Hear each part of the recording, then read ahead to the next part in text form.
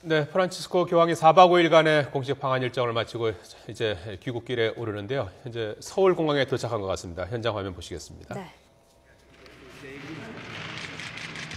예, 자 이제 교황의 공식 방한 일정을 모두 마치고 잠시 후 12시 45분부터 공식 환송식이 열릴 예정이죠, 나연수 기자? 그렇습니다. 환송 행사라고 하기에는 아주 소박하게 치러질 텐데요. 예. 이 자리에 정홍원 국무총리 그리고 천주교에서는 강우일 주교, 염수정 추기경 등이 함께 자리를 해서 간단히 인사를 나누는 정도로 그 출발 행사가 진행이 되고 있습니다. 예. 네. 로마로 출발은 정확하게 몇 시인가요? 1시에 대한항공 전세기를 이용해서 출발을 하는 것으로 알고 있습니다. 네. 자, 지금 오늘 날씨가 조금 굳어서 환송 행사는 서울공항 실내에서 마련이 되는 겁니까? 예, 서울공항에서 서울공항에서 진행이 되고 있고요. 환송 행사라고 하지만 축포를 쏘거나 성대한 무슨 의식이 있는 건 아니고요. 네. 그동안 함께 고생했고 또 함께 이 일정을 같이 치렀던 인사들끼리 서로 인사를 나누고 또 교황께 감사의 메시지를 전달하고 네. 이런 자리가 될 것으로 보입니다. 지금은 정홍원 국무총리와 예, 대화를 나누고 있는 것 같은데. 예, 그렇습니다. 네. 예, 잠깐 화면을 좀 보시죠. 예. 이번에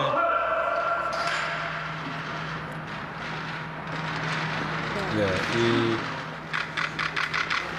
프란치스코 교황 지난 14일에 서울에 도착해서 4박 5일 꽉 찬 나흘간의 빡빡하게, 일정을 네. 마치고 이제 귀로에 오르게 됩니다. 45분에 원래 환송식 행사가 예정이 돼 있었는데 조금 일찍 도착을 했는데요. 지금 이걸로 이제 환송 행사가 가름이 되는 건지 아니면 잠시 후에 환송식이 또 진행이 되는 건지 아직 조금 더 지켜봐야 될 것 같습니다. 오늘 오전에 명동성당에서 그 평화와 화해를 위한 미사를 마치고 바로 지금 공항으로 온 거죠? 네, 그렇습니다. 평화와 화해를 위한 미사를 마치고 나서 별다른 다른 행사는 없었거든요. 네. 방명록에 서명을 좀 하고 서울대교구청 신청사 현판을 축복하는 그런 잠깐의 의식이 있었고요. 네. 지하성당에서 묵상 기도를 드리고 그 명동성당에 안치되어 있는 성인 유해를 참배한 뒤에 곧바로 공항으로 출발을 했습니다. 네. 네. 바로 환송식 없이 기내로 이동할 것 같은 분위기인데요. 네, 그렇습니다. 마지막으로 손 흔들면서 아주 환하게 인사하는 모습입니다. 예. 우리 의장대가 이제 도열해 있는 모습이고요. 들어올 때와 마찬가지로 요란한 행사 없이 끝까지 소박하게 일정을 마치고 돌아가시네요. 네.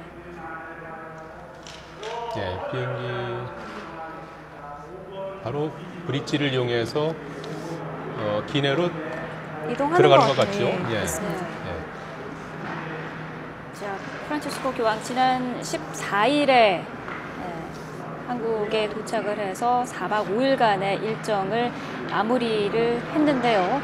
자, 4박 5일간의 일정 정리를 좀 해주시죠. 네, 첫날 서울공항에 마찬가지로 전세기를 이용해서 도착을 했죠. 네. 그날도 아주 소박하게 입국을 해서 화제가 됐었고요.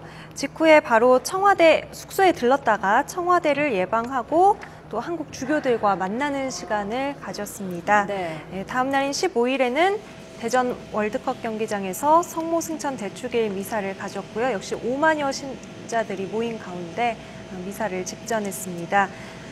이날 오후에는 솔매성지에서 아시아 청년대회에 참가한 각국 아시아 청년들과 만나서 청년들의 질문에 응답을 하고 또 메시지를 주는 시간을 갖기도 했었죠. 네.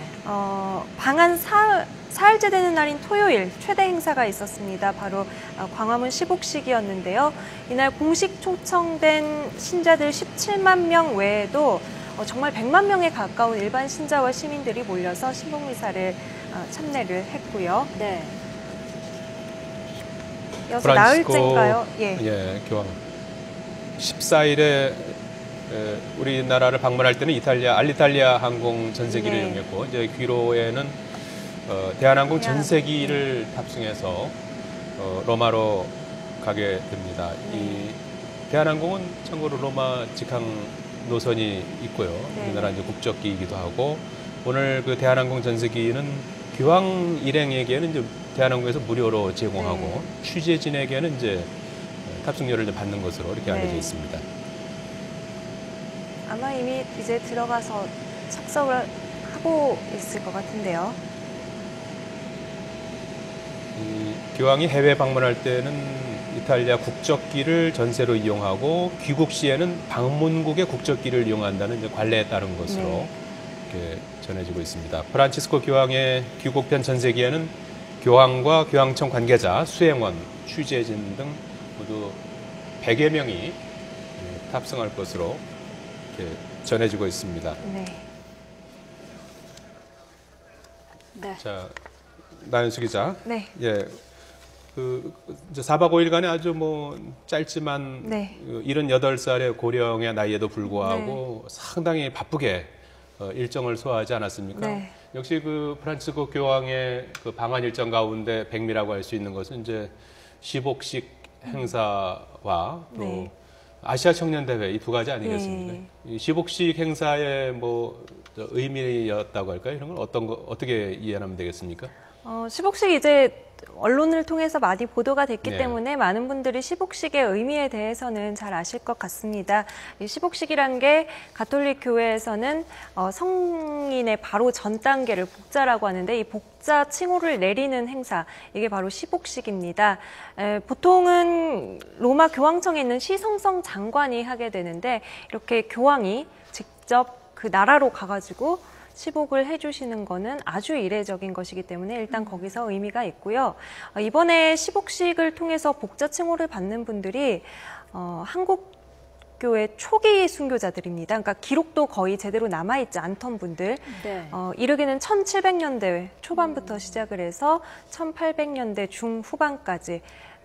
그러니까 이제 김대건 안드레아 신부님보다 좀 더 앞서서 순교하신 분들도 많이 포함이 되어 있는데요. 네. 이제 이런 분들에 대해서는 약간 좀 뒤늦게 자료를 모아서 복자 칭호를 내리게 된 겁니다. 그렇기 때문에 한국 천주교회에서는 그런 점에 있어서도 상당히 뒤늦었지만 역사적인 평가가 이루어졌다라는 의의를 가지고 있다고 볼 수 있겠습니다. 예. 네.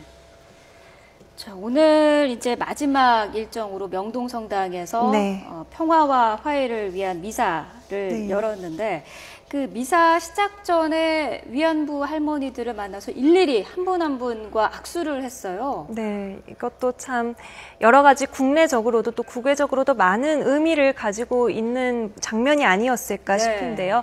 위안부 할머니 7분이 초청이 되셔서 맨 앞자리에 앉으셨습니다. 그래서 미사가 시작되기 전에도 아마 자연스러운 만남이 이루어질 것이다, 이런 예측은 있었는데 네. 정말 그 기대에 조금도 모자라지 않게 교황이 한 분 한 분 손을 잡아주시고 또 할머니께서 건네는 배지를 다시기도 하셨고요. 네.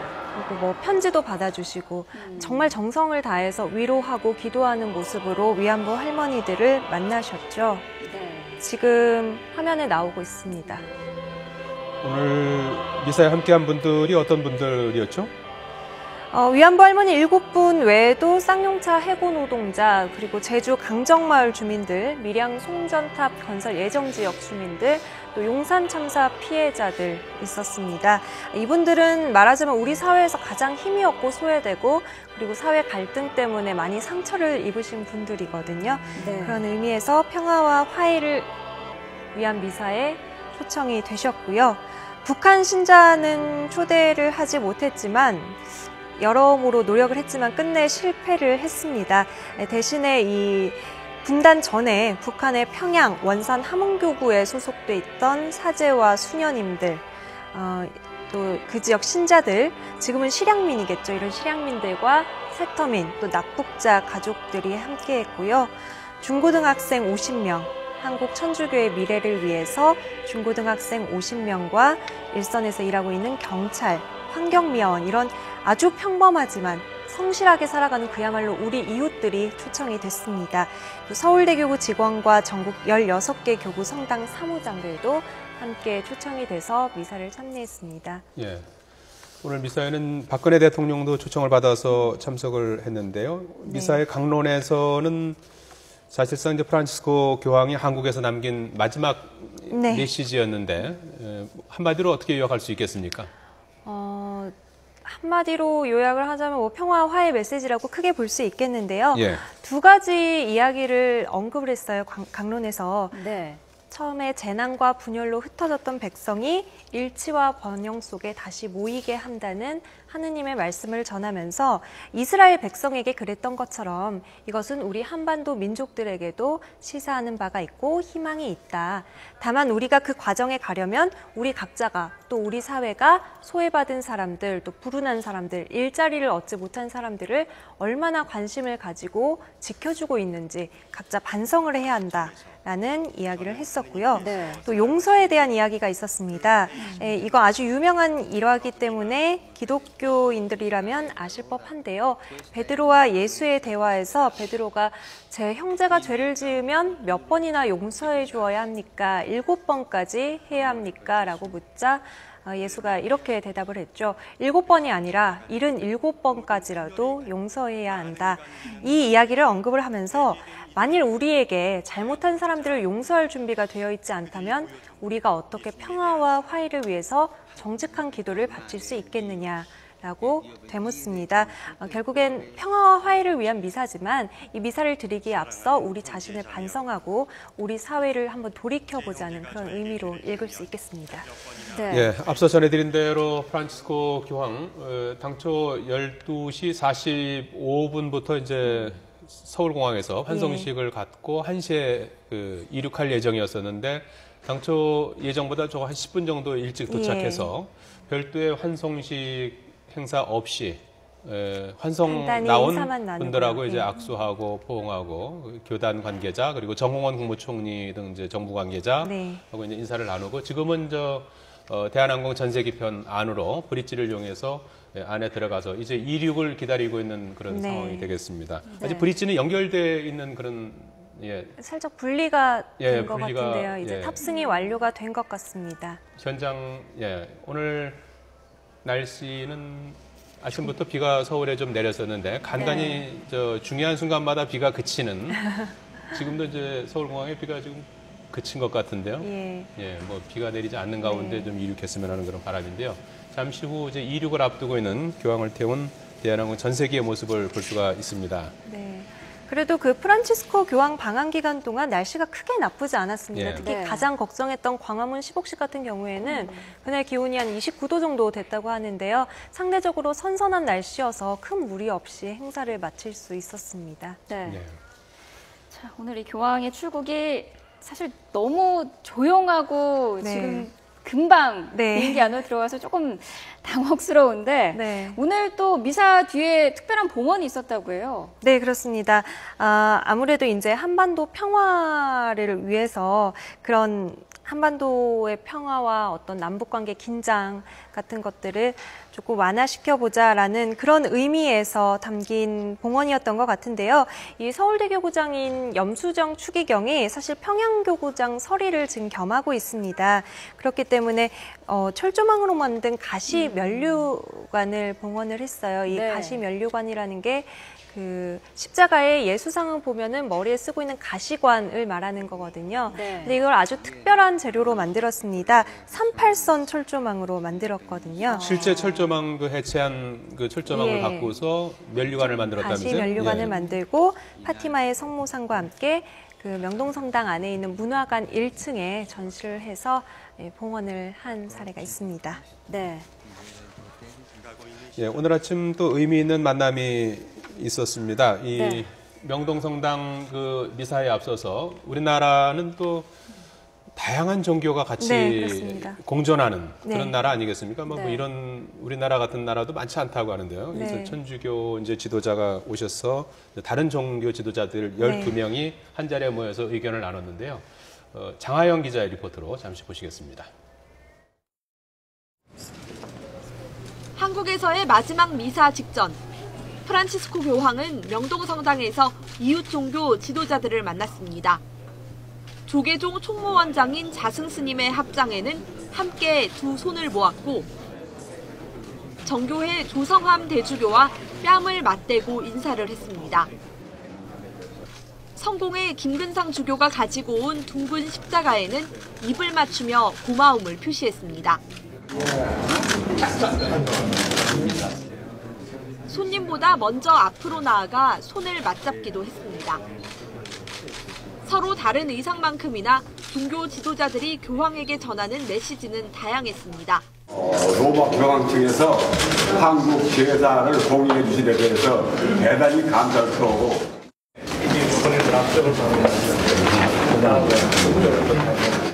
프란치스코 교황은 감사 인사를 전하면서 형제로서 서로를 인정하고 함께 걸어가자고 말했습니다. 또 자신을 위해 기도해달라고도 말했습니다. La vida es un camino largo, pero un camino que no se puede caminar solo. Que Dios nos bendiga.